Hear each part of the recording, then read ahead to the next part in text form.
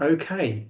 Well, while we're waiting for the remainder of our guests to join us from the waiting area, I think we'll start, shall we, Claire? Yeah, let's. I've just popped a note in the chat, which some people have already found, just to say if you can post your questions here and then we'll pick them up as we go along. But yeah, I'll let Lee introduce everything. Fantastic. So, welcome everybody. Here we are in December, and this is our last webinar of the year after a very exciting year of events. We've saved the best for last. This is a topic that we cover many times in our events, and that's diet and nutrition to manage diabetes. But I don't think we've never done this, have we, Claire? We've never No. done a talk where we've looked at every faith, every religion, and cultural festivals. Um, but I guess it's fair to say, and everyone will agree, that it doesn't matter what your background is when it comes to diabetes and food, the challenges are the same for pretty much all of us. Yeah, definitely, definitely. Yes, so tonight's webinar is called Celebrate in Style, and we're taking a look at managing diabetes for people from Christian faith, Muslim, Jewish, Hindu, and any other denomination. And we've got a fantastic panel of colleagues with us this evening that we've worked with many times before. Uh, and we'll welcome them on one at a time as we go through the evening and we cover each area. I believe we got some housekeeping to go through just before we start. We've got Lisa in charge of slides tonight. So, there we go. So, as it says on the screen, we've muted your microphones and your cameras. That's just to make things run a bit smoother. So you can see us, but we can't see you, which seems a bit unfair, actually, doesn't it? I Yeah. want to see who's out there in cyberspace. Um, Even though you can't use your microphone, we have got a chat function. So if you've got any questions at all, please just pop them in the chat. Claire and I will be monitoring those, and we can put them to our guest speakers. We've got some time at the end of the webinar as well. And if we don't get time to go through all of the questions, we can download a transcript of them so we can revisit them after the webinar, and we can come back to you and we can get some answers for you. And lastly, we're recording the webinar tonight. And what we'll do after the webinar is post the recording on our event hub with lots of amazing resources that our speakers have provided to support all of the different topics this evening. Okay, so thank you, Lisa. I think we're awesome. So this evening, you've got myself and the lovely Claire, my colleague, who I have how many years? What? We've worked together. Yeah, Blimey. Must be 12 plus, yeah, mustn't it? it's been a lot. We've done loads of these together, haven't we? Yeah, Yeah, yeah, we absolutely. we really enjoy them, but we were saying earlier that we've been really, really looking forward to doing this one. Yeah, definitely. We used to work together in the office when I was based in Hampshire, but I'm now living back up in lovely God's own county, I'm afraid, Yorkshire. Uh, so it's lovely to do remote stuff like this, so I get to see everybody and join in. Brilliant. So I think, shall we introduce our first speaker of the evening? Sure. Okay, so uh, we're joined by our colleague, Dr. Hala Al-Safadi. And again, Hala and I have worked together. She's worked with the charity many times, speaking about diabetes and managing it during Ramadan and Eid and the Hajj. So, shall we introduce Hala and I will start share our my. first part of the evening, which is looking at diabetes and Ramadan? Thank you very much, Lee. I'm just going to share my slide and hopefully it's going to work. Yeah. Is that all right? Good. Wonderful. Thank you very much, Lee, Claire, and Lisa, for organizing this. And please, if my voice started to become unclear, just let me know and I'll get closer to the computer. So in the next 15 minutes, I'm going to try to cover how to manage diabetes safely during Ramadan, and I will mention a few things about Eid. It's quite a large topic, but I will try to give the relevant information through this webinar. So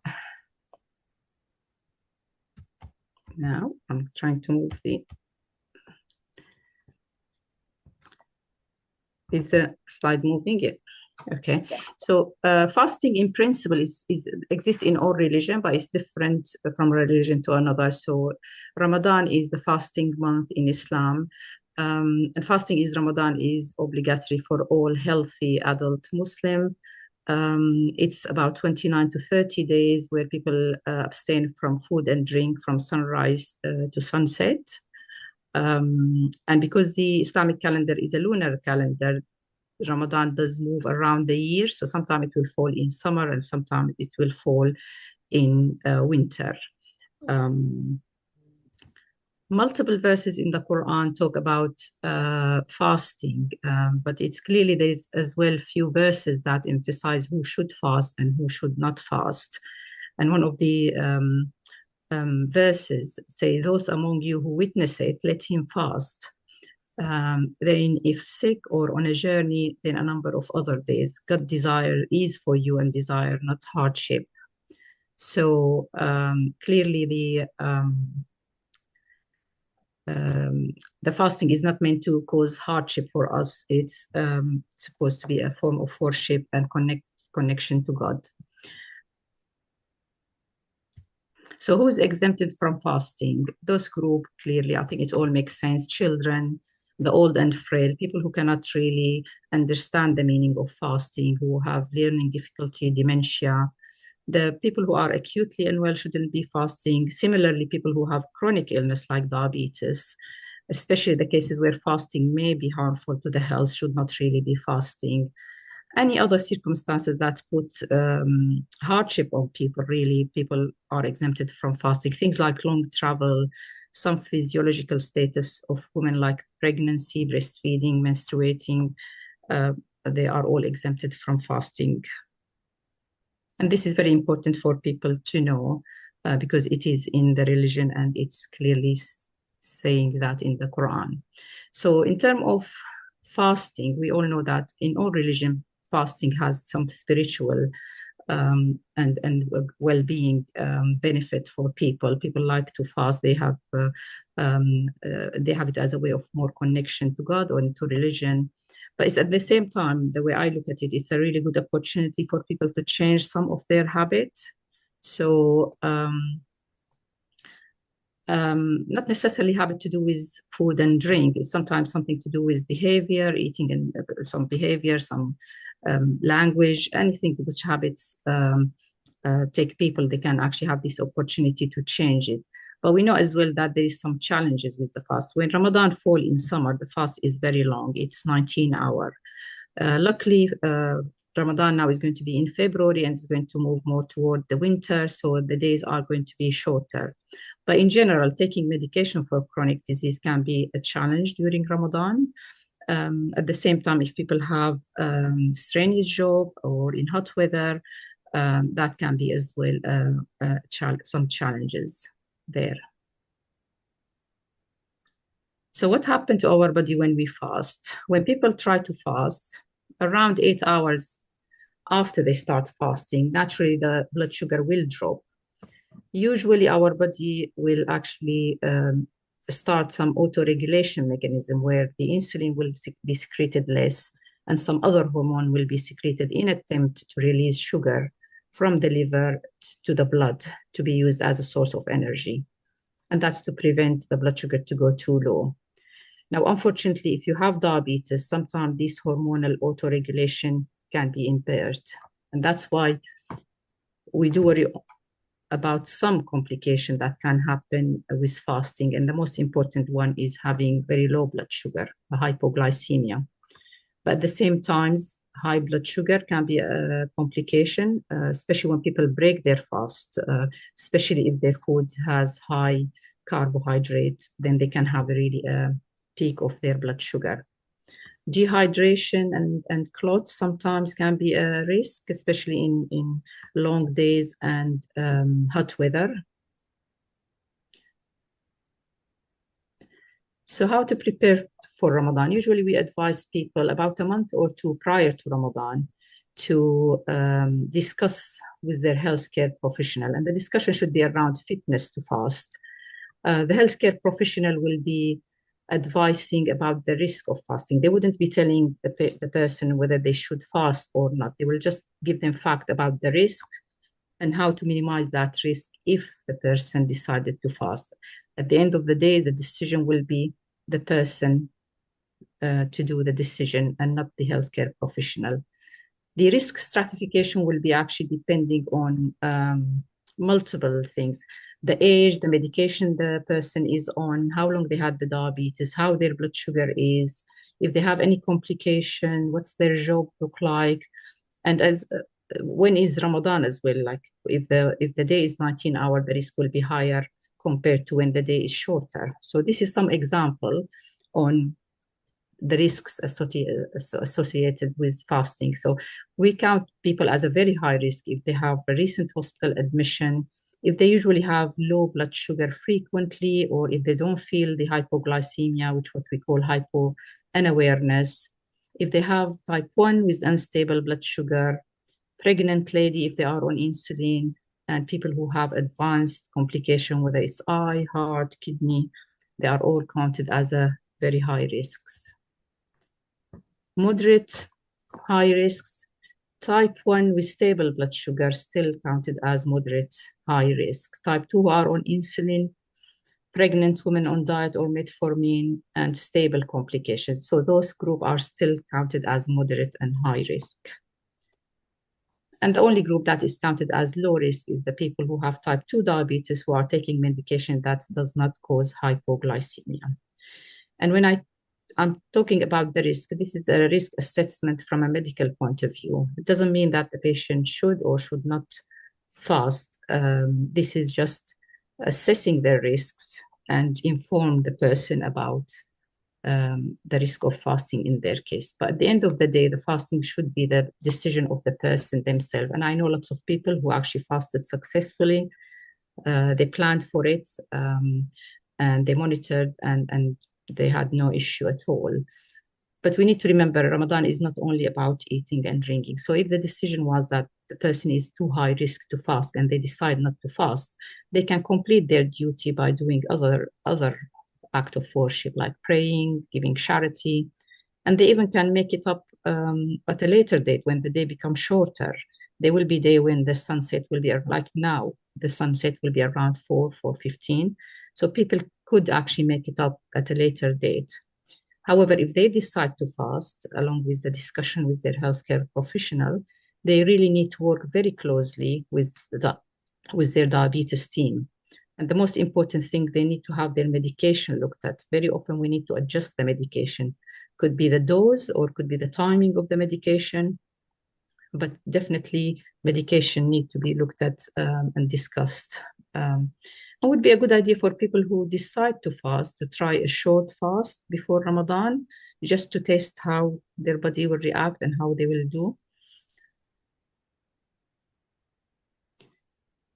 So how to stay healthy during Ramadan? So the most important things when people decide to fast is to follow the medical advice regarding the medication. So there is no point in just stopping the medication without discussing it with anybody. As I said, the medication might need to be changed in terms of the dosing, or it could be in terms of the timing, especially insulin and other medication which cause low blood sugar.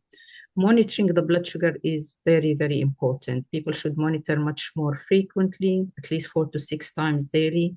And obviously nowadays with the continuous glucose monitoring, that might make things easier. Again, with the insulin pump, things might be a bit easier for people who want to fast. People should be aware when to break their fast. So if their blood sugar dropped below 4 or above 4, or if it's gone above 16, they should break their fast. We strongly advise people to listen to their body. So if they have symptoms of hypoglycemia, or if they have symptoms of dehydration, feeling dizzy, they should stop the fast. People should always carry glucose tablets and water. And as I say, listen to their body.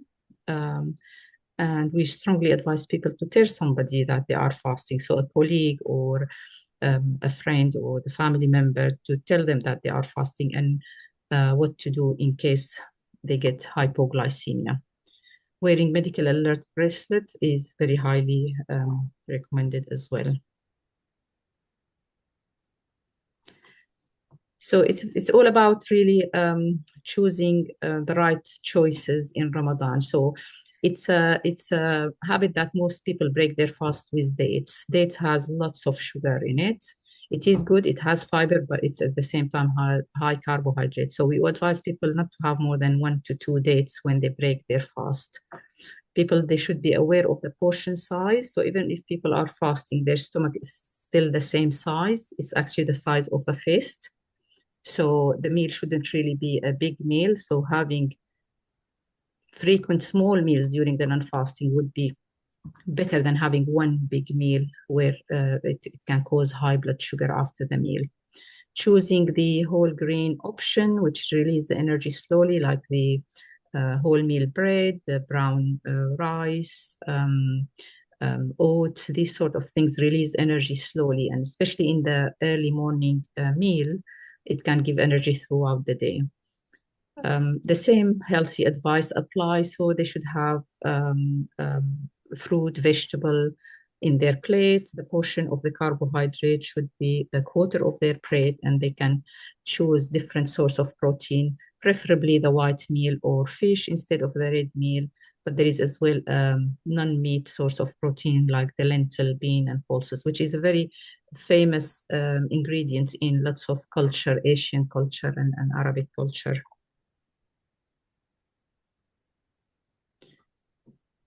Just keeping an eye on the time, sorry. So quite a lot of the traditional food which is consumed in Ramadan, unfortunately, is high carbohydrate, high fat, fried.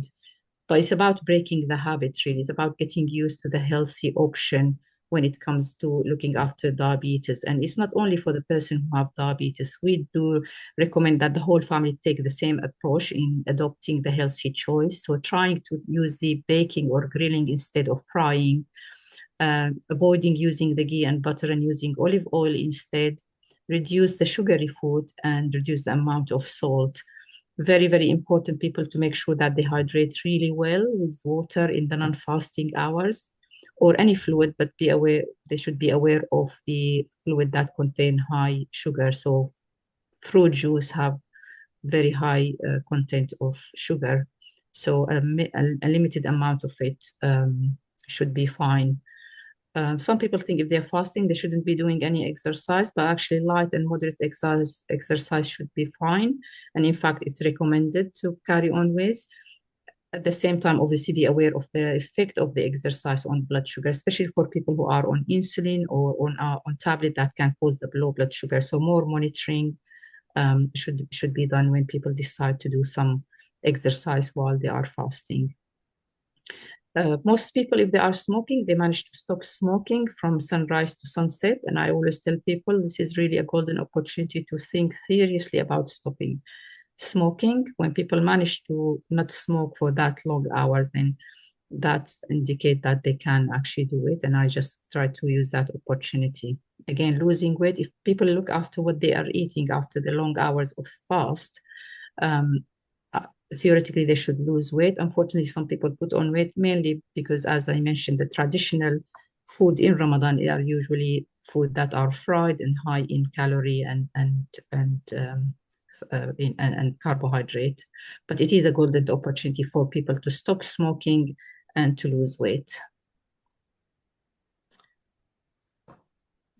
And what comes after Ramadan? So that's when actually the celebration happens. So it's the Eid that come after Ramadan, and people will be meeting with friends, family, and they will be meeting around dinner and sweets.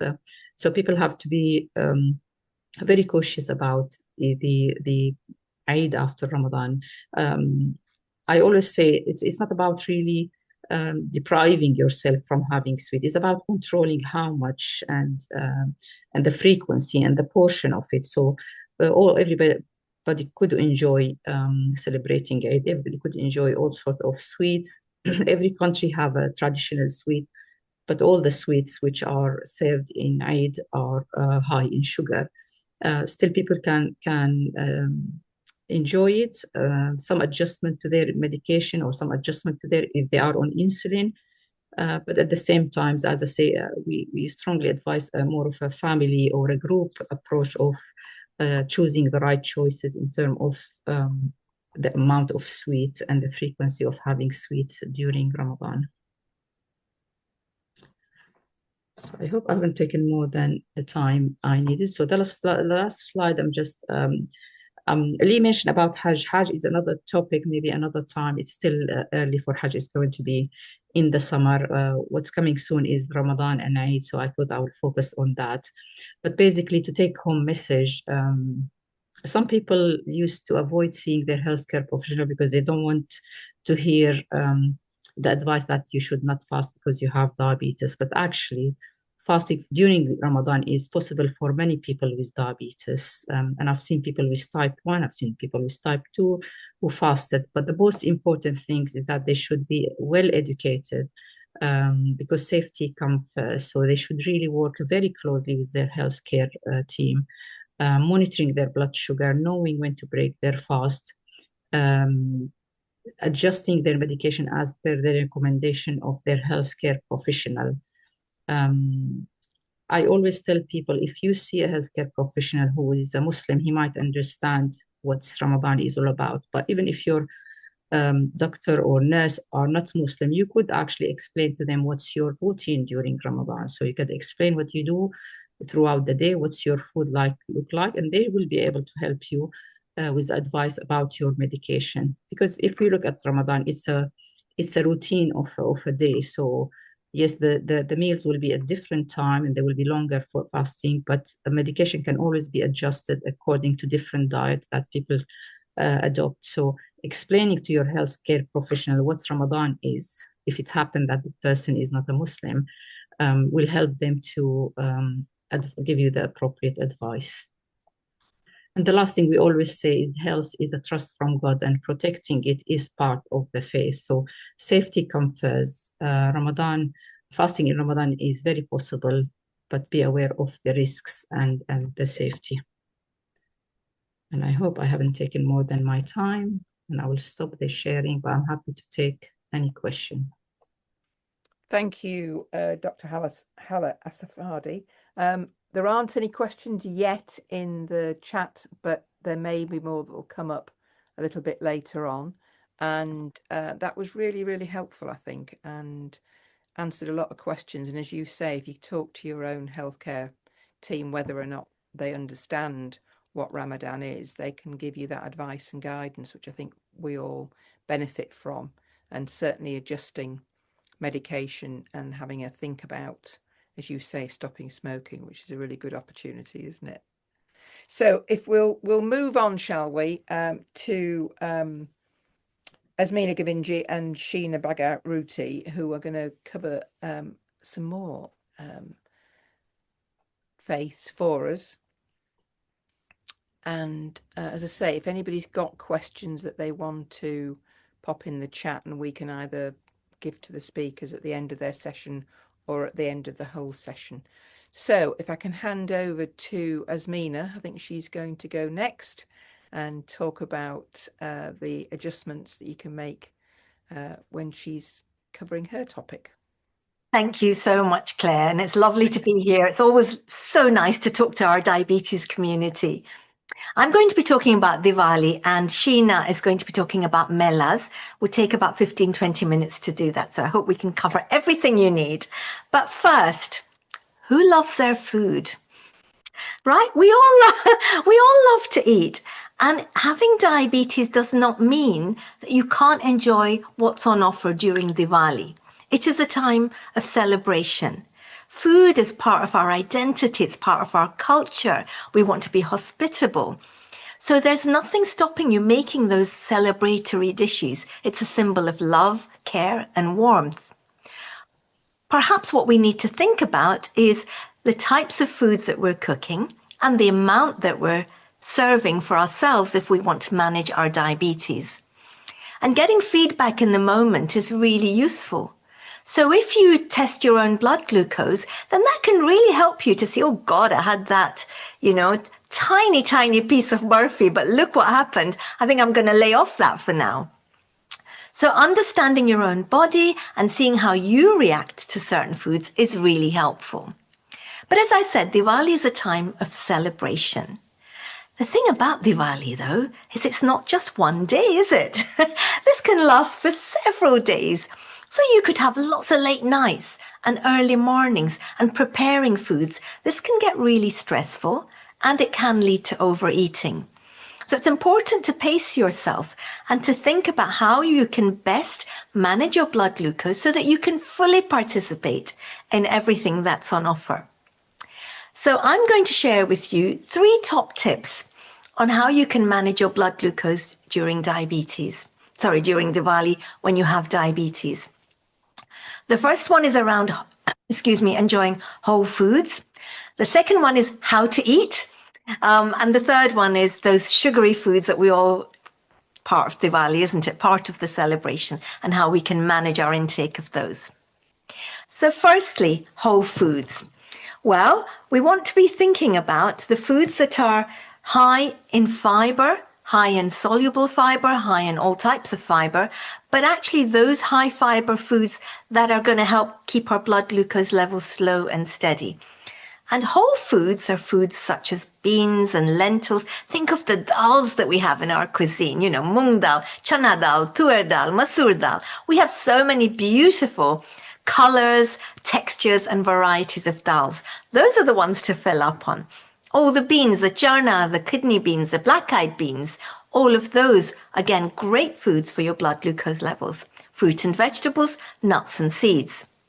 Now, when I mention to my South Asian community diabetic patients that perhaps they should consider moving to brown rice, they usually say can't do it, just, too long, too much hassle, etc. But it's not that difficult. I've invested in a little microwavable dish with a lid. You can buy any type you like. And I've got a recipe of how to make the most effortless brown rice in the microwave on my Instagram. It's at Asmina Nutrition. There's also pigeon peas pilau, which is divine. I'll send that link to Lee. But I just wanted to show you how separate those grains are. When we eat basmati rice in our biryanis and our pilaus, we want those separate rice grains. You can achieve this with brown rice. Okay, enough of the sales talk about brown rice. So focus on those whole foods, the beans, the lentils, the fruits, the vegetables, etc. And if you have those, they will keep you fuller for longer as well. So that's a really good trick, isn't it? To prevent you from snacking on things that perhaps are less healthy. They will help to fill you up as well as manage your diabetes. My second tip is how to eat. So I've been using this plate model with my patients for about 15 years. I take it into clinic every time I go in. I call it my VVPC plate model. Let me explain that.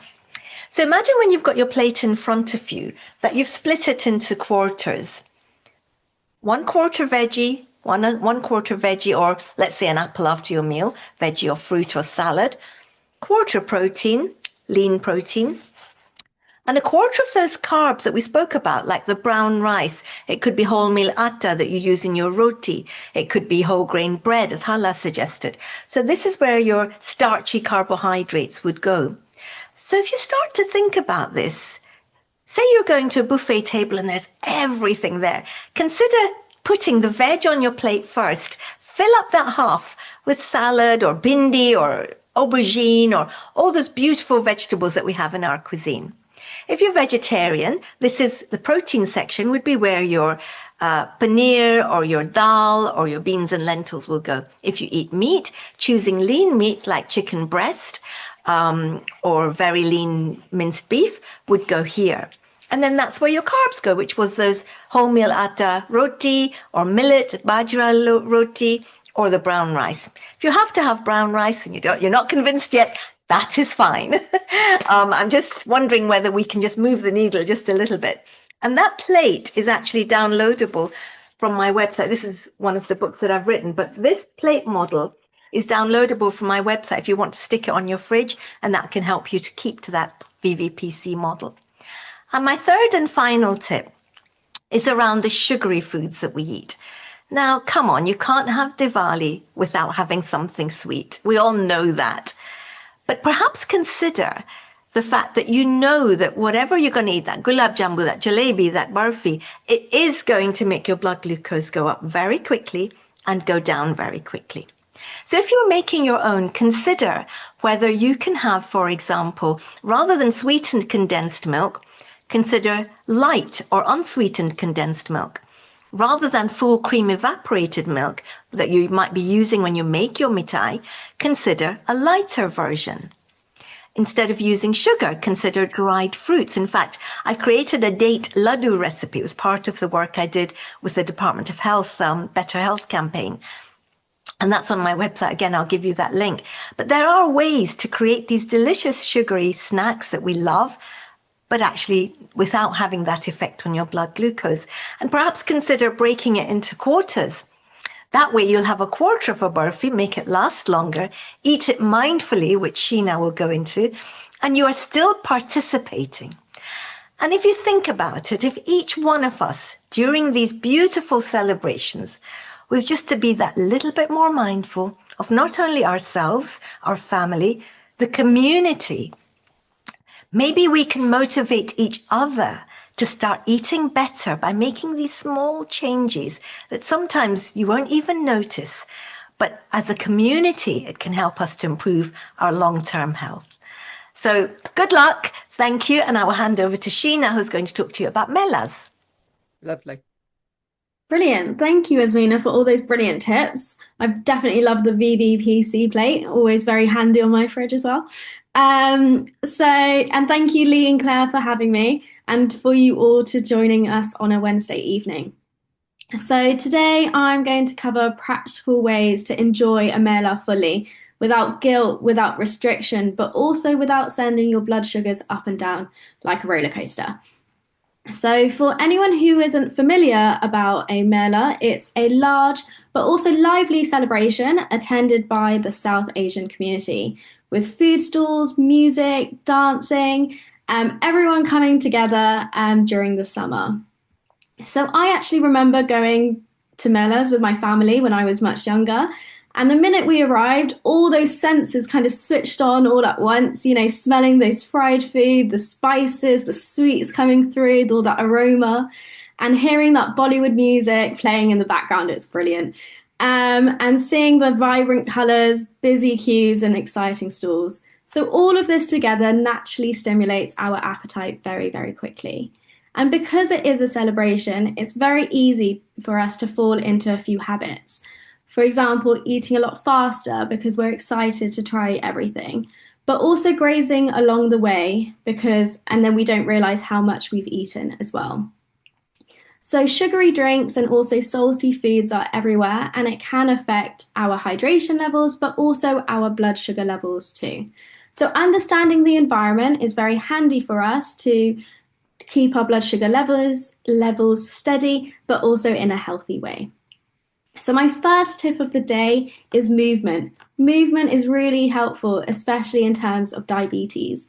And I'm not talking about structured movement, or structured exercise, not in the gym or taking a dance or sports, but keeping your body moving. And really, instead of sitting down, what can you do instead? But actually, movement can reduce the risk of high blood pressure and type 2 diabetes by 50%. And it can improve insulin sensitivity, regulate blood sugar, and also uses the glucose for energy during the activity. So let's work in stages. So if you arrive at the Mela, try not to go to the stalls straight away, but instead walk around the stalls and see which kind of foods you're really interested in, the activities, but also the games as well. And this will help you take your time and settle, and also calm that excitement instead of rushing straight to the stool. So we've gone through before and now during the Mela. So there's so much Bollywood dancing, there's Garba, there's Bhangra as well. So why not join in? Take part in it, have fun, enjoy yourself. And it all counts of movement, which is the best of things. So playing with your children, browsing the stalls, walking around during the activities, it all counts towards that gentle activity that stabilizes your blood sugar, which is super important. So we've got before, we've got during, and then after eating. So one of the simplest ways to reduce your post-meal blood sugar spikes is actually to have a 10-minute walk after. It lowers the rise in blood sugars, it supports your digestion, it reduces bloating, but also it improves your insulin sensitivity as well. So we've gone through movement. So our next kind of powerful and helpful tool is mindful eating, which Azmina kind of touched upon, and I'll go into more detail as well. So mindful eating is all about being present with your food. So really noticing those flavors, those textures, or the aromas, but even thinking, where's the food come from? You know, who's cooked it? Rather than being in a rush or kind of being on that autopilot mode. And at our Mela, it's very natural to eat more than we intended, finish food without really tasting it, and even graze throughout the day whilst we're eating as well. So one thing I would always remind people is that your first bite is the best bite. Think about it. I don't know if you realize, but when you're eating that gulab jamun or you're eating that jalebi, after a while, it might not taste as good, but that first bite, that's the best. But your taste buds respond most strongly to the first few bites. But then after that, the pleasure naturally kind of leaves if we keep eating it. So that mindful eating helps regulate our appetite, builds that healthier relationship with food. And you might not realize, but it actually takes your stomach 20 minutes to actually realize the signal that you're actually full. And that's quite a long time if we didn't realize, and we're eating quite fast as well. So try to think about when you're actually satisfied. And actually, small pauses can help. So sometimes take a pause, take a moment, and think about it. Take a breath and ask yourself, do I still feel the same excitement as when I started eating? Or am I starting to feel comfortably full? And actually, those little check-ins will really help you. And it can make a difference as well without the restriction. So we've talked about movement. We've talked about mindful eating. And my next helpful topic is talking about sugary sweets, mithais, but also the drinks. We tend to talk about sugary foods. We tend to talk about the mithais, the burfis, but what about the sugar in our drinks? And that's something we do tend to forget because it does add up. And at Melas, we do tend to have lots of drinks on offer, and it is the fastest way for our blood sugar to kind of have that spike. So there's different options. So we have faludas, we have mango lassis, there's sherbets, there's sugarcane juice, but even fizzy drinks as well. And in that summer heat, once in a while in the UK, they do taste refreshing and they can raise our blood glucose levels very quickly. That's because unlike foods, they'll have lots of fiber, lots of protein and fat that help stabilize our blood sugar levels. So some tips to actually enjoy those drinks, but in a smarter way. So what we can do is choose drinks such as water, chas, or even coconut water, and they can help hydrate you without causing those sharp rises in blood sugars. They're refreshing, they're cooling, but also nourishing as well. And staying hydrated is actually very important. I don't know about you, but I've got my glass of water here. Everyone who's got their bottle of water, that's brilliant. And we're meant to be having around 2 litres of water a day. So that can help. So dehydration can increase the feelings of hunger, sugar cravings, and also make us eat more than we often planned. So if you can, go to the Mela and carry your small water bottle as well. And that can really help with the heat, but also walking around as well.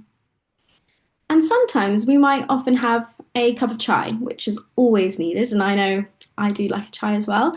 But that can be a better option than sugary drinks. But do be mindful that the amount of sugar in chai can vary. So it can go from 2 teaspoons all the way up to 6 teaspoons, because people make it differently. So do try to be careful, but you can also add or ask people for a less sweet option or even a sugar-free version. And some stores will actually make you a fresh cup as well. At Mela's, we also have fruit juice available, and they do contain vitamins and minerals, which is great. But you have to be careful because when you blend fruit, it breaks down the fiber. And so this then creates free sugars, and that can have an effect on our tooth decay, but also gaining weight and in turn type 2 diabetes as well. So if you do want fruit juice, do have a smaller portion to around 150 milliliters, and that counts as your 1 portion of fruit a day. And if you do enjoy fizzy drinks, then choosing a sugar-free version can be a helpful swap, especially on a hot day and to avoid the glucose spike as well. So last but not least, so we've talked about movement, we've talked about mindful eating, and also hydration as well. And to put that all into practice, I'm just going to talk a bit about practical snack tips. Because as Asmina said, food is our culture, it is identity, and it's something that we do love. And, you absolutely can enjoy them, but it's all about being a little bit smarter. So do try to choose steamed or grilled options when they're available. So at many Melas, there might be idli, dokla, maybe steamed momos, paneer tikka, or even chicken tikka as well. And those foods are still flavorful, but they're just cooked in a different method, which makes it healthier. The same way, if we want something fried, then try to choose your favorite kind of option. That will satisfy you the most, but also you'll enjoy it better as well. And that's what I mean by mindful eating. You'll enjoy it, but it will satisfy you and it's healthy, which is even better. And as Mina was talking about the plate VVPCs, so do try to pair your snacks with fiber, maybe having it with yogurt, having it with some salad on the side, some grilled items, but also some mint chutney as well for that vibrant coriander, just so it can stabilize your blood sugar levels. So instead of going up and coming straight down, it would go up, but then it would stabilize over a longer period of time. And melas are for fun, they're there to enjoy with family and with friends. So why not share those food together, And then you'll be able to not only share it, but also try so much variety with different people. And you wouldn't feel so much sleepy later in the day as well. But overall, that's all my tips for today on going to a Mela. But I hope it's been helpful. And thank you again. Thank you, Sheena. That was fantastic. And thank you to Asmina as well. I'm feeling quite hungry now. I've been to Mela many times and I love going to Mela. And we've been with the charity, haven't we, Claire? We have.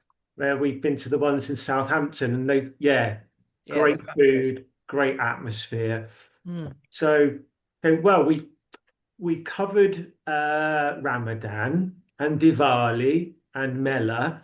So now we're going to take a look at Hanukkah and some of the Jewish holidays with Sarah Schenker, who's joined us. Welcome, Sarah. Hello, hi.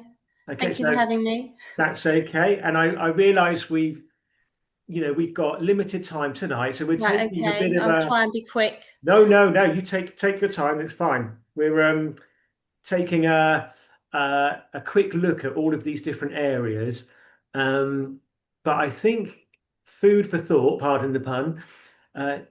This is great, and I think we might delve deeper into this next year as part of our program. And we mentioned this earlier, didn't we, Sarah, about availability of information around managing diabetes for different faiths. So this is fantastic tonight, and I know we've got limited time, but I think we'll have a closer look and a deeper dive into all of this.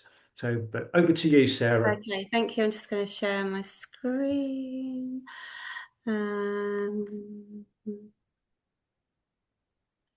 Can people see that?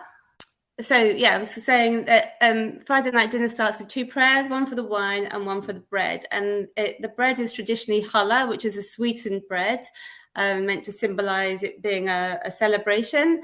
Challah recipes do vary, but in a kind of typical loaf, there's maybe 50 to 100 grams of sugar. So already you're starting your Friday night meal with quite a lot of sugar, depending whether you're having wine, grape juice, and challah. You don't have to have a lot, but people generally do buy a whole challah and demolish it at one meal. The other thing you'll find about a Friday night dinner is that traditionally it's quite a large meal. It's 3 courses. They're not necessarily unhealthy foods in themselves, and because you can't mix meat with dairy products at the same meal, you often find that the pudding course is a little bit healthier. It's often fruit salad, something like that, or some kind of soya-based sorbet, ice cream, something. But already you can see it's a bigger meal with a lot of bread, with sugar in it, and some grape juice or some wine. And the other thing to say about Shabbat is that because if you're observant, then you wouldn't normally, you can't really have cook or use electrical appliances through Saturday. Then you quite often rely on things like bagels and more challah. So a lot of families will go out and buy 2 challahs, one for Friday night, one for Saturday. If you go to synagogue on a Saturday morning, there's often a kiddush in the synagogue. It's a big spread, and again, it's very carb heavy, lots of bagels, lots of bridge rolls, lots of very delicious Danish pastries. I don't really know why Danish pastries are a thing, but they are definitely a thing. Anytime you get invited to a kiddush, you will find a mountain of Danish pastries. So these are some of the things you have to navigate. So you are obviously able to choose to be more healthy, but these are some of the temptations and obstacles that are thrown at you during a Friday and a Saturday. If we move on to Rosh Hashanah, which is the Jewish New Year. So again, everything in these festivals seems to be linked by everything should be sweet because it represents having a lovely time. So honey is a traditional ingredient for Rosh Hashanah. This is around about September time Rosh Hashanah occurs. And honey is very symbolic of having a sweet new year. So one of the things you would do at Rosh Hashanah dinner is have some honey on the table, and you would dip slices of apple in it. The challah that you have is actually even extra sweet. So you have challah that's made with sugar anyway, but on the Rosh Hashanah, they put sprinkles or hundreds and thousands on the challah just to give it an extra sweetness. So again, you're being bombarded with sugar from every angle when it comes to Rosh Hashanah, and it's a big meal. There's a dish called simis, which is a traditional meal for Rosh Hashanah, and it's a root vegetable stew, and it's made with prunes and more honey. And then honey cake is another traditional pudding to have during Rosh Hashanah. So you can see there are challenges. There are obviously ways to get around it. You can use a lot less honey. You can just dip a slice of apple once in the honey. You can try and avoid too much honey or having small slices of the cake. But it's very difficult when it is so delicious and it's very tempting. Straight after Rosh Hashanah is Yom Kippur. This is a 25-hour fast. And obviously, as Hala explained, during Ramadan, there are all the challenges that go with a fast. So this is 25 hours. Within the Jewish calendar, there are 7 fasts altogether. Most people, even if they're the least Jewish person that you can get, will observe Yom Kippur, but probably not the other 6. But it's not just the fast itself.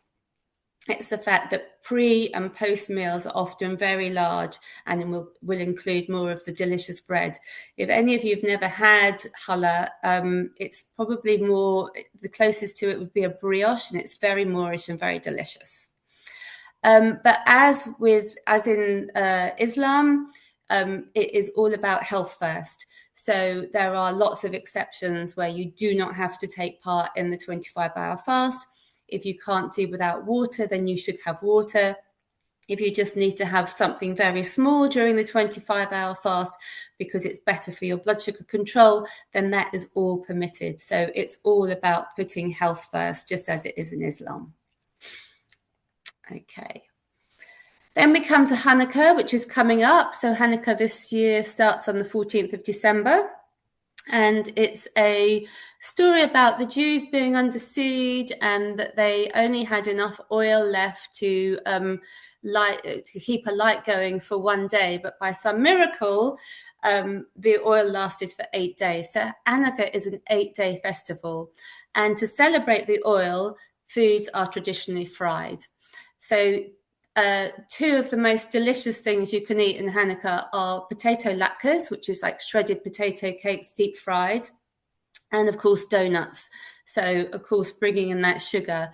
So very nice, but 8 days of eating donuts isn't good for anyone, especially not people with diabetes. So again, it's how you manage that, how you manage these traditions in the case of managing your health as well. And the other thing to say about foods at Hanukkah is because a lot of people wouldn't really want to start deep frying their own potato cakes or their own donuts at home, they often rely on shop-bought ones, and then you don't really know the quality of the oil that's been used, what type of oil, how often it's been used.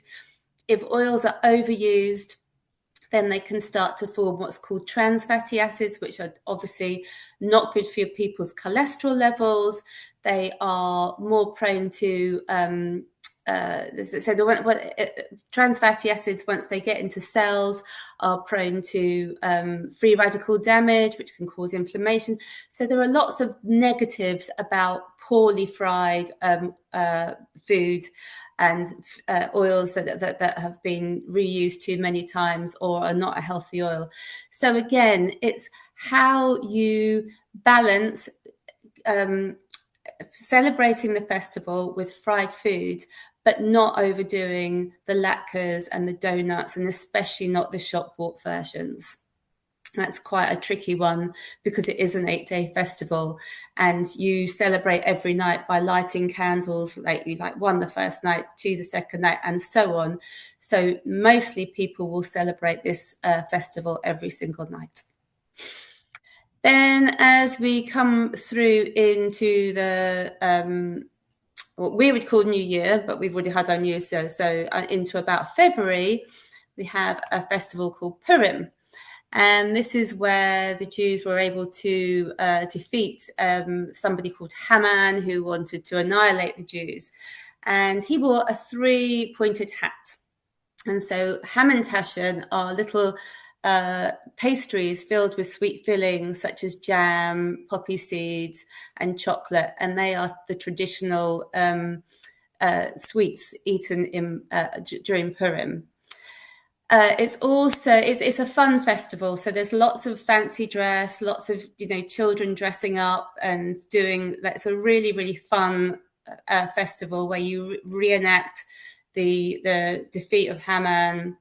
Lots of shouting, lots of joining in, and you also celebrate with your fellow Jewish people. So Mishlot Manot is where you traditionally give little food baskets or food parcels to your neighbors, to your friends and family, and they often again consist of sugary snacks and drinks.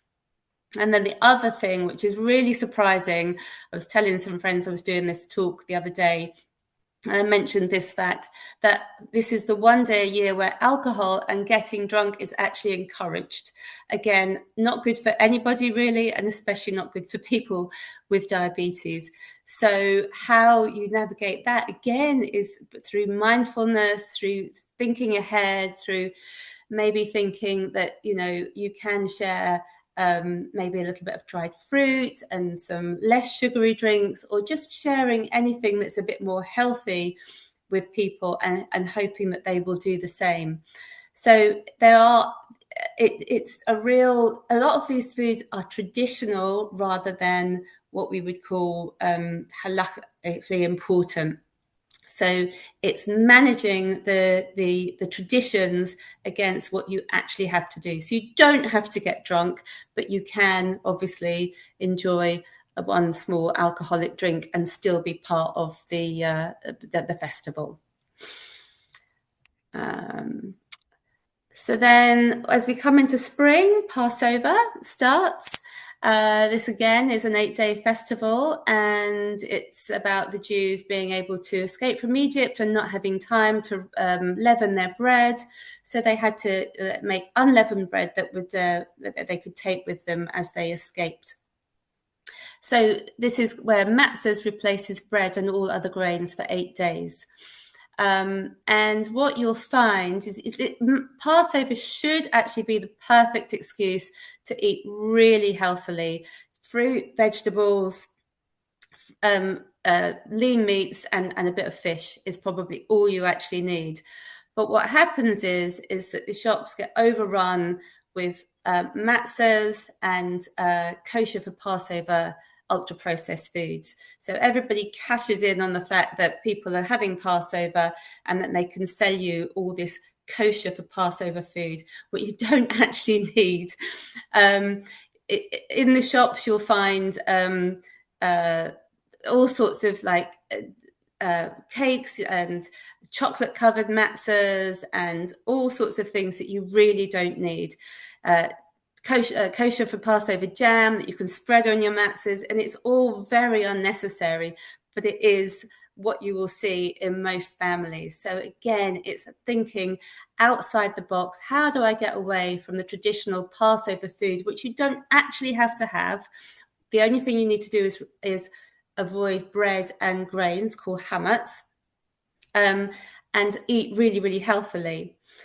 The Passover meal itself is a large kind of big affair that lasts, if you're very observant, will last well into the small hours of the evening. And it does involve having 4 glasses of wine, but you can just take a thimbleful of wine as a ceremonial kind of to celebrate it that way. You don't actually have to drink a large glass of wine. So again, it's just thinking about these and knowing, well, what's tradition and what can I do to navigate what everybody else is doing. Then there's one called Shavuot. It's traditionally associated with dairy foods. So this is celebrating that Jews were given the land of milk and honey. So it's a kind of couple of days where you focus on dairy foods. And of course, Jews being Jewish, it's cheesecakes that become the traditional way to celebrate it.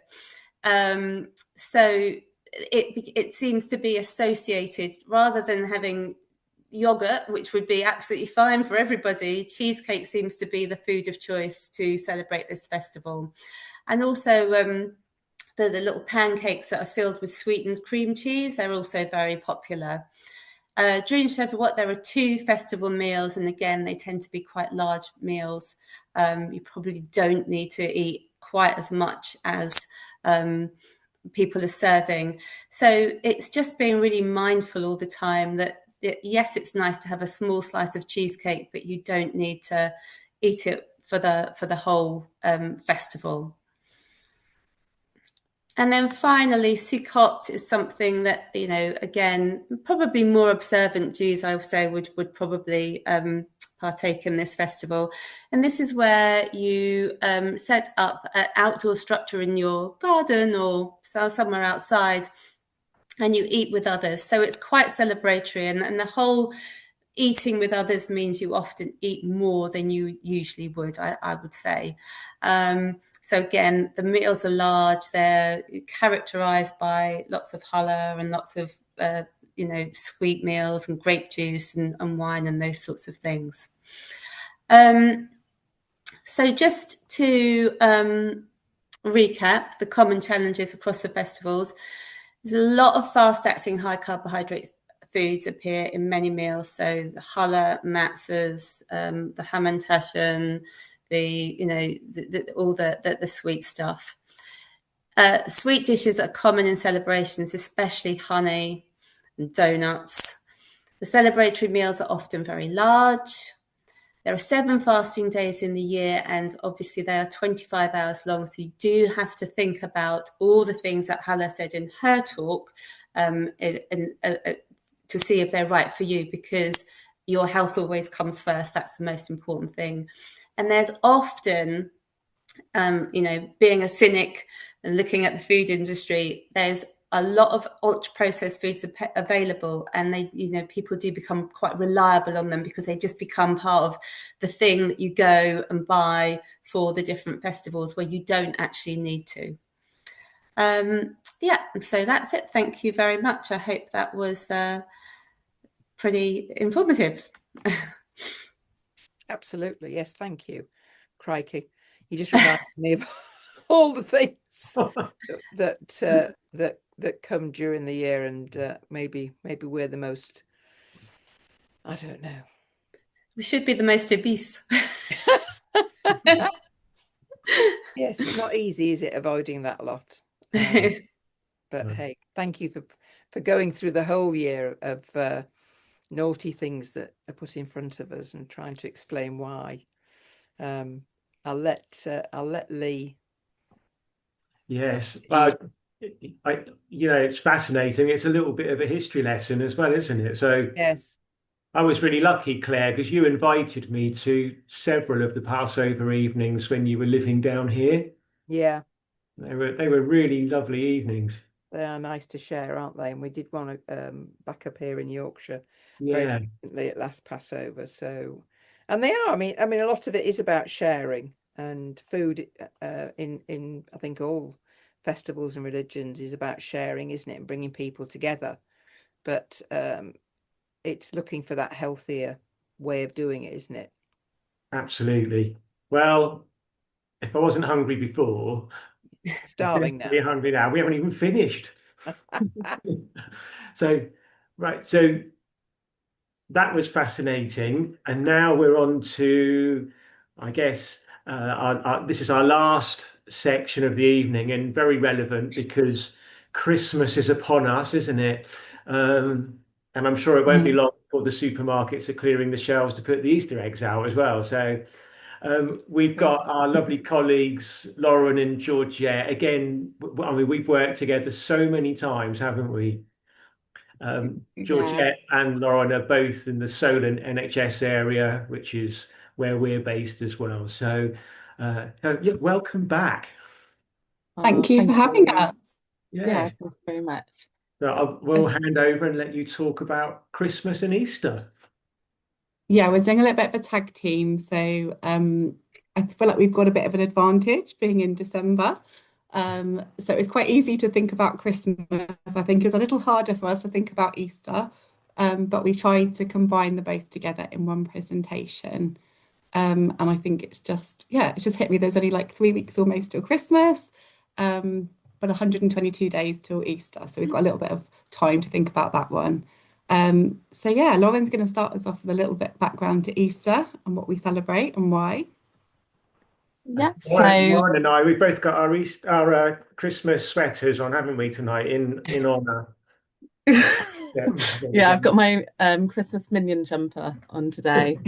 I grabbed that from the back of my wardrobe. It has to But be yeah, done. so to give a bit of an overview about Easter. So Easter is a Christian celebration, and it marks the end of Lent, which is like a 40-day period, which follows Shrove Tuesday, also probably more well known as Pancake Day, which is like a period of time where for reflection, for self-discipline, for like confessing sins, where people often will give up favorite foods. So they might fast from certain foods or give up certain luxuries in their life for that 40 days. And then it's followed by the long Easter weekend, which it starts with Good Friday, which is often a day where lots of people like to enjoy things like hot cross buns on Good Friday traditionally. And simnel cake, like a rich fruit cake, is quite common for Good Friday. And also fish often tends to be more traditional to eat fish on Friday during the Easter weekend. And then on the Easter Sunday, there's quite a few traditional things that would be eaten. The most traditional like meat that would be eaten would be lamb, as it's meant to like symbolize Jesus as a Lamb of God. But actually, I think over time, like I think people just tend to traditionally have like a good family gathering and have a good like roast dinner together. So whether it's with meat or other alternatives, it doesn't always have to be with lamb. And it's all during the springtime. So spring's all about new life, renewal, fresh beginnings. And that's where all of the chicks, the bunnies and the eggs have come about. And obviously, like you said, Lee, the shops tend to get invaded by all of these extra chocolate eggs soon after the Christmas period's over. But also, it's also a period of treat time. After giving up certain luxuries, often people will be reintroducing some of those luxuries that they gave up. So there are often lots of chocolate eggs, sweet baked goods, all around to tempt us during this time. And I'll pass on to Georgette to do an overview of the Christmas before we go into some other details. Yeah, so I think Christmas is a special time, like all festivals, for spending time with families. It's mainly celebrated on the 25th of December, although I think now commercially it almost feels like it's the whole month of December. The 25th of December marks the birth of baby Jesus. And to celebrate this, people sort of decorate their homes with lights and Christmas trees. This tradition actually came from the 1800s from Queen Victoria and Prince Albert, who brought this tradition over from Germany. I think it kind of brings light and warmth into sort of the dark winter months. And at this time of year, people then exchange gifts and hang stockings, lots of traditions like singing carols. But food is a massive part of this celebration. And I think traditionally that includes foods like roast turkey, stuffing, pigs in blankets. I think turkey's become popular because it was considered like a big enough bird that would feed kind of large families. And then we've got kind of traditional puddings like Christmas puddings and mince pies. I think the reason why they generally were only eaten once a year is because when they were first introduced, things like spices and dried fruits were quite expensive foods to buy. So people often weren't able to afford to eat them on a daily basis. And we've kind of stuck with that tradition of eating them mostly at Christmas time. And then Boxing Day is sort of traditionally that was when the wealthy people often gave food to kind of as a charity to people who didn't have as much money. And it's kind of a day where we all kind of a bit more lazy and maybe enjoy the leftovers and spend some more time as a family together. But overall, yeah, it's kind of a festival of joy, spending time with family and kind of, you know, I think every family has some of their own traditions that have a slight twist on some of the kind of general traditions that there are. But one of the main features often is on both festivals is chocolate. So we've decided to do a little SOS on managing chocolate over these festive times. I'm going to hand back to Lauren. Yeah, so we've always, as dietitians, I think Georgette and I have both really wanted to do a couple of slides on chocolate. So now's our excuse to be able to do that today. So our chocolate 101, just a bit of information about chocolate. So chocolate's primarily roasted and ground chocolate beans, which are processed into cocoa solids and cocoa butter, but then sugar will be added and so will milk solids to add that sweeter taste, which is why obviously that we then have carbohydrates within chocolates that we just need to be aware of. Because of that, milk chocolate is usually has more sugar content or higher sugar content than dark chocolate will do. There's an argument about whether white chocolate is technically a chocolate as well because of the low cocoa content compared to the other chocolates. There's lots of things to think about with chocolates because obviously they come in so many different forms and shapes and sizes. And you can get things like, you can get obviously like mini eggs, you can get chocolate bars around these times. And some people will find different presentations of these will be easier to portion. So for example, I know some people like portioning out mini eggs, and actually one mini egg often equates to about 1 gram of carbs. So people quite like that they can count that out quite easily. or having individual smaller wrapped chocolate bars compared to having a large chocolate bar. That's going to be a bit more tricky to restrain with how much we take from that. And also like fondant eggs versus an empty egg. So just as a comparison, things like a cream egg would have about 29 grams of carbs compared to, if you compare that to something like a Kinder egg, that's about 10.5 grams of carbs. So you can think about, actually, if you were debating about which type of egg and you didn't mind a difference, it might be thinking about other things like that. And also thinking about what's in our tubs of chocolates over the Christmas period. I looked up how much would be in actually a whole tub of one of our Christmas chocolates, and it's generally about 310 grams of carbs in a whole tub. But obviously, often those tubs are made for like sharing the environmental Christmas, and often individually, they can be anywhere between about like 4 to 6 grams of carbs per chocolate. And I'll pass on to Georgette to continue our chocolate talks. Yeah, so I think we all realise that, yeah, it's very hard to avoid eating chocolate at these times of year. But I think it's kind of following what Sheena said, it's about kind of being mindful. And we've got some top tips to kind of help you think about being more mindful, and try not to feel guilty. It's kind of thinking about, yeah, choosing good quality chocolate can help. So often we might be satisfied with a smaller portion, because if we're choosing something that's good quality, it's going to taste richer. So sometimes that can help, choose what you actually want to have, but choose it in a sensible portion size. From a blood glucose perspective, we often say it might be better to pair your chocolate and eat it quite soon after eating your main meal, because then your body's digesting not just the chocolate on its own, but it's digesting kind of the rest of the meal that you've eaten, which will probably contain some carbs and protein and fibre alongside it. And it might help you if you're giving insulin. It might help you if you're eating them at the kind of quite close together and getting that bolus of insulin right before the meal, because you can kind of factor in that you're going to have the portion of chocolate as well. But yeah, being mindful, it's kind of giving yourself permission to enjoy these foods, and then sitting down to enjoy them, savor them, rather than feeling guilty and trying to rush through it and think, oh, I shouldn't be eating this, and then you kind of lose the enjoyment of it. But obviously, if you are hungry, then it's probably not the first choice to go for, because then it's much harder to kind of portion control the amount that you're going to have. So it's probably better to have your chocolate potentially as a snack or after you've eaten your main meal, so you don't end up overeating it. And always, like, quite often chocolate's quite a good one because it does contain a food label. So generally you can kind of work out the carbs of what you're eating.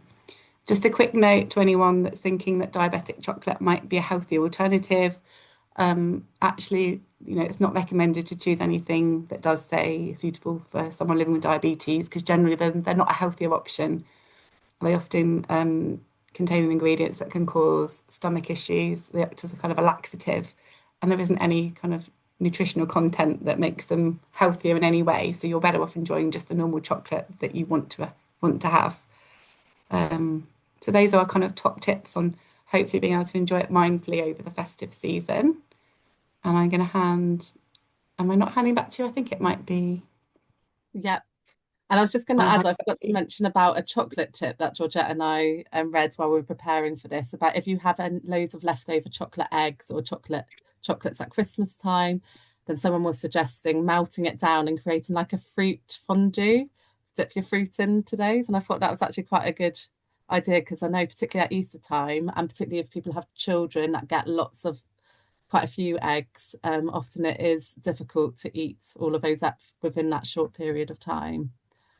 But moving on to buffets, which buffets can feature in both Easter and Christmas celebrations. We like to say that you can enjoy sausage rolls, prawns and pastry, or Scotch eggs, pork pies, but it's all about in moderation. So it's about trying to fill up on those healthier options at the buffet as well. So things like filling up on salads, if there's like small canapes, sandwiches. So not just going for the foods that tend to be richer and have that higher fat content. And also, like, a tip would be to like plate up your food, fill up your plate with the food that you want for the buffet, and try and sit down like away from the buffet table, so that you reduce that temptation to keep going back and picking lots more. But I know that's very, very tricky when there's lots of tempting foods on display. When it comes to festive hot drinks, like this chart compares lots of regular and medium-sized festive drinks across lots of well-known coffee shop brands. There's some tips that we often say about things like asking whether there's sugar-free syrups, because a lot of them will have sugar-free syrups available to them, which will minimize the impact on our sugar levels when drinking these drinks. But also, if we're having this as a treat option, it could be things like having cream. Why not have cream with it as well? The cream will actually minimize and slow the release of the carbs present in the drinks. And also opting for like smaller sizes if we can. Often I feel like sizes have got bigger and bigger over time. So it's just being mindful of the portion sizes. And it's just quite surprising how many carbohydrates and calories we can get in these different festive drinks that are available. So it's just being aware of those and actually comparing different ones that we might like the taste of all of them, but they might have very different nutritional values. And over to Georgette. Thank you. Yeah, so alongside good food, often alcohol at Christmas parties and family events is a big feature at Christmas and Easter. We've particularly made a mention for anyone that's on insulin because it can be slightly more difficult to manage blood glucose levels, and there is an increased risk of having a low blood sugar level after drinking alcohol, depending on how much you're drinking over the festive period. So our top tips are obviously, yeah, you have to think of alcohol the same as you do food, but generally if you're carb counting, we don't encourage you to count the carbs in the alcohol that you're drinking. And this is because when you're drinking alcohol, your liver is out of action because it's breaking down the alcohol. It sees it as a toxin. So it stops it doing its other job, which is releasing its stores of glucose or glycogen from the liver. So there's an increased risk of hypo. So the best advice we can give you is if you're having a dinner before you're drinking, then give your insulin as normal with the carbs that you're eating. But don't count the carbs in any alcohol, even if you are drinking something containing carbs. Yes, your sugar levels might go up initially, but it is expected that during the night they will come back down, and often you might find that you're low the next morning.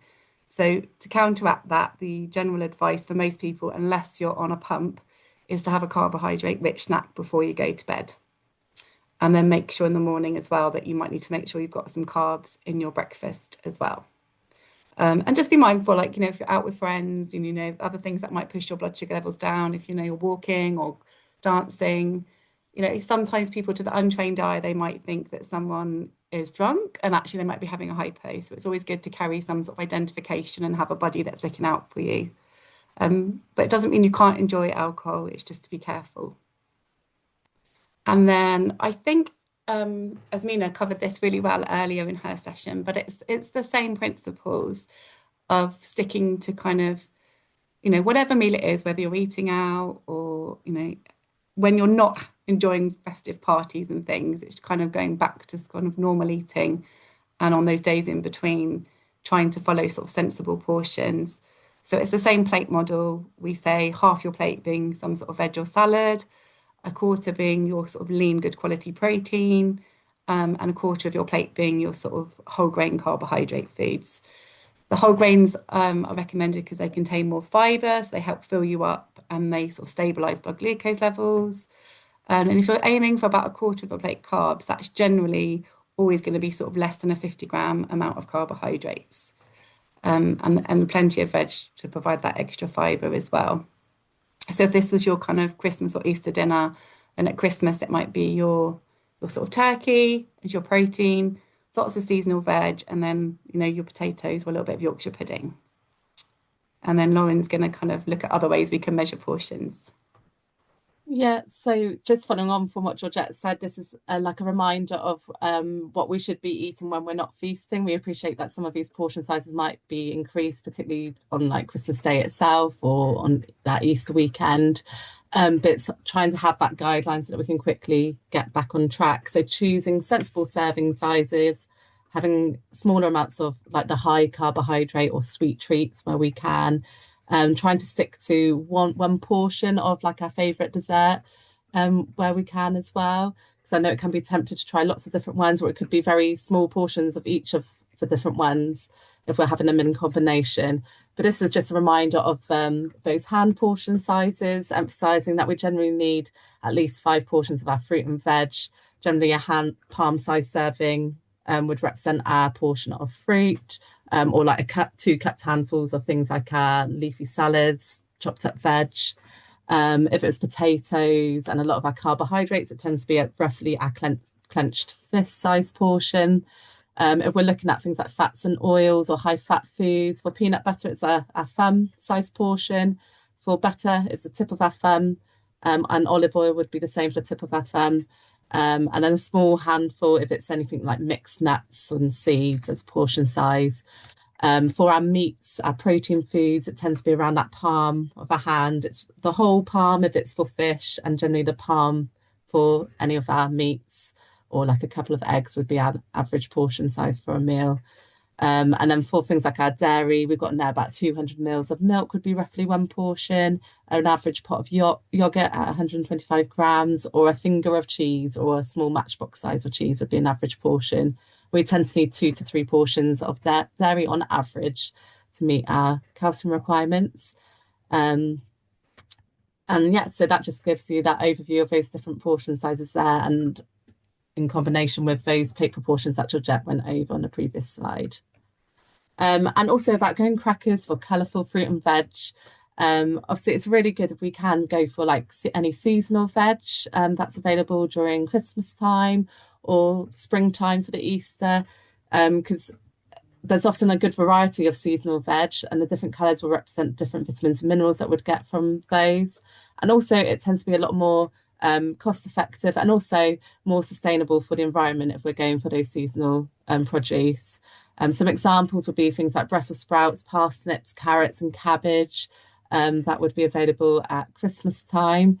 And did you know that there's actually over 110 varieties of sprouts out there? Didn't know there were so many, but they're a great source of our vitamin K, vitamin C, vitamin A, folate, and minerals like manganese and iron.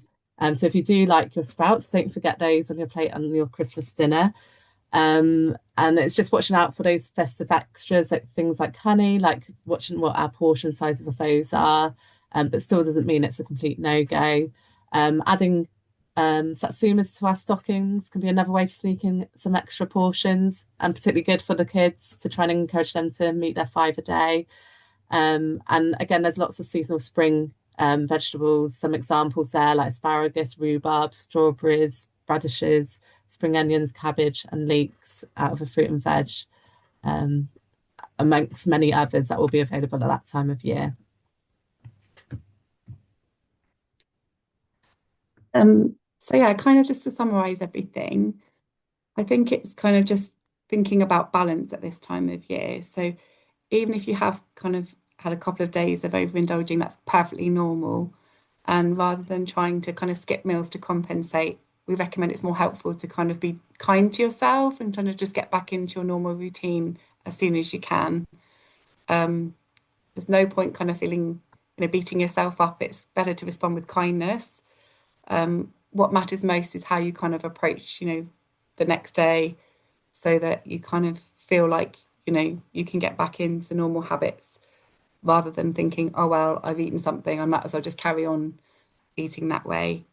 I think some strategies that we found helpful sometimes is, I think supermarkets often have the food out very early, which encourages you to buy it and bring it home. But if you do find it, hard to resist having those foods in the house, try and at least put them somewhere out of sight and kind of make sure you've got lots of your healthy foods on display and fruit bowls, where you can see them, and try and resist that temptation to kind of buy more food than you need to. But also kind of just thinking about enjoying your food and spending good time, with your family, and just making sure that, in the new year, lots of people start the new year with sort of healthy resolutions, and it's completely normal if your blood glucose levels are slightly higher at this time of year.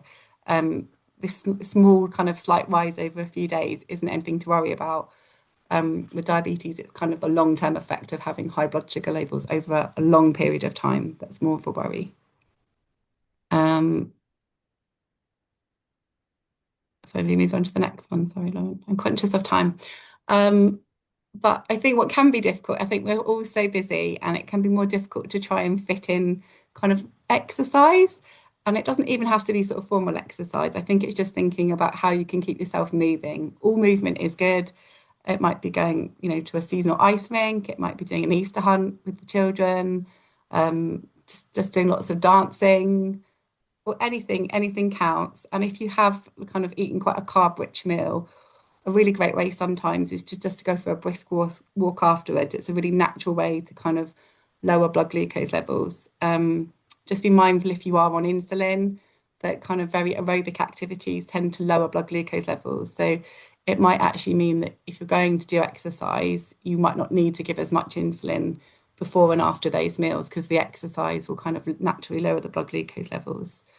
But I always think of, timing of exercise is really good. So if you can do it afterwards, then that's kind of a slightly better time for your body to use up those carbs that you might have eaten.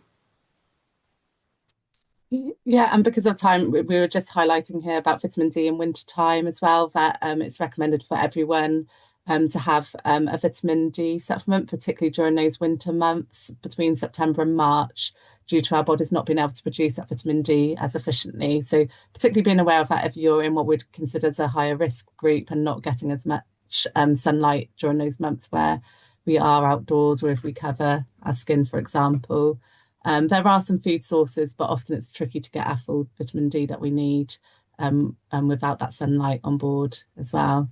So unless we emigrate to a sunny country every year, it's very tricky.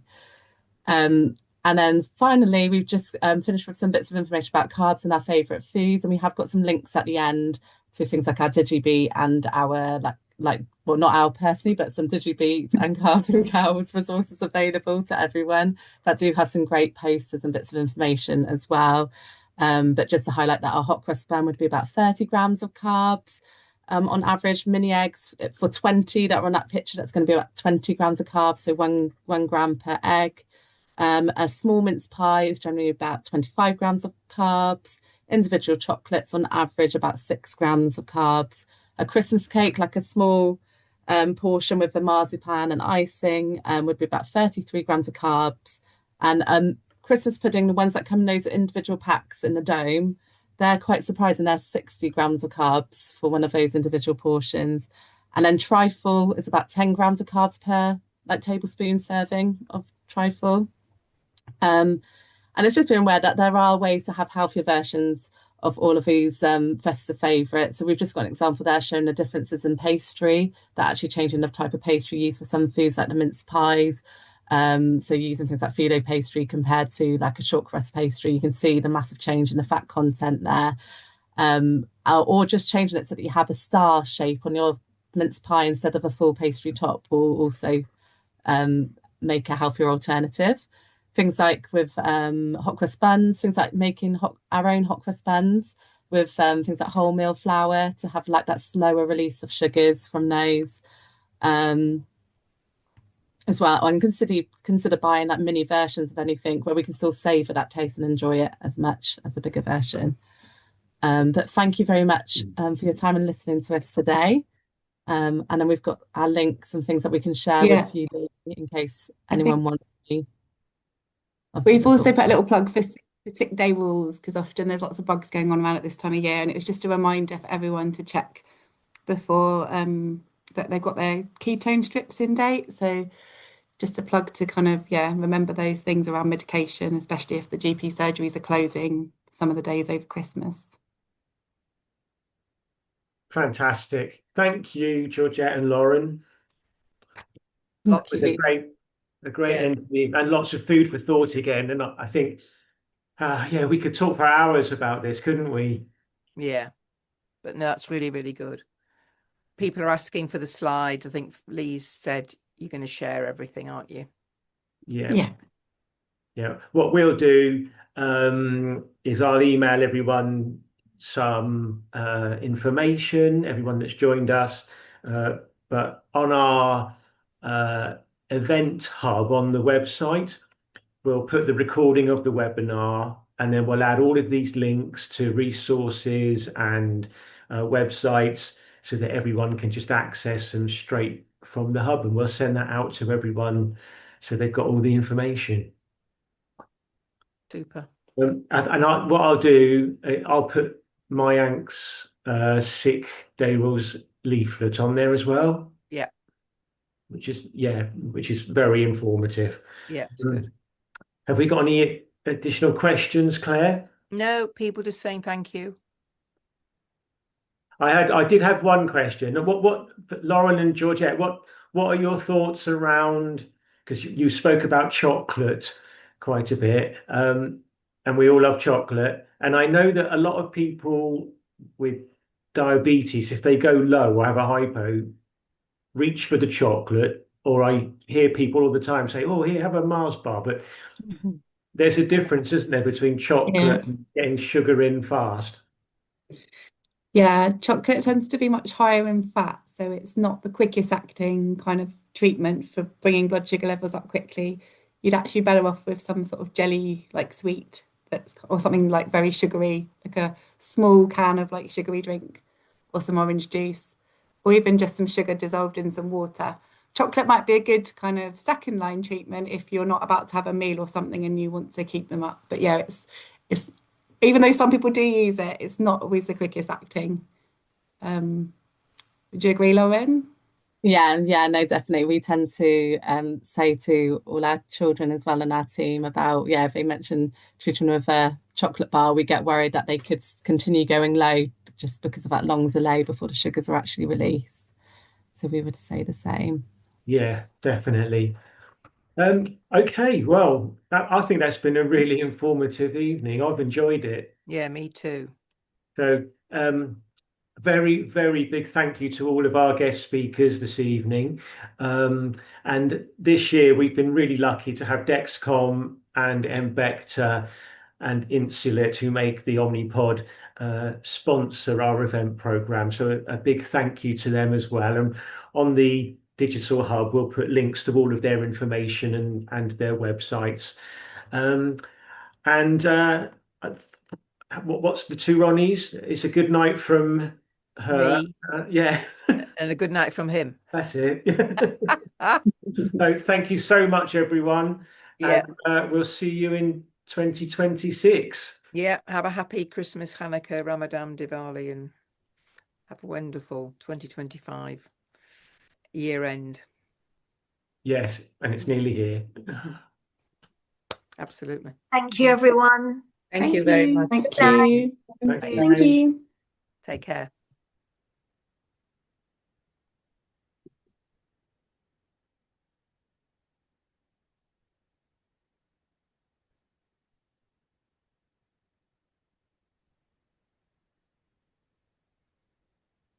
Here we go. That was really interesting. Did you like that as well, Georgette and Lauren? I learned loads. Yeah, it was really Yeah. interesting hearing about the other festivals. Yeah, it's really Yeah. good. I was going to say, like, I found that really good for my own, like, CPD and learning. Really? Yeah, listening to the others, because there's some festivals that we don't come across patients regularly, but we obviously do still sometimes come across those. So it's easy to forget. And I learned about some new like traditions. Yeah, so that It's was really funny how Sarah was saying today that there's hardly any UK dietary advice for Jewish people. So she sent a link to an American, I think the Joslin Diabetes Centre, but she said this. So I was saying to Sarah, perhaps that's an area where we can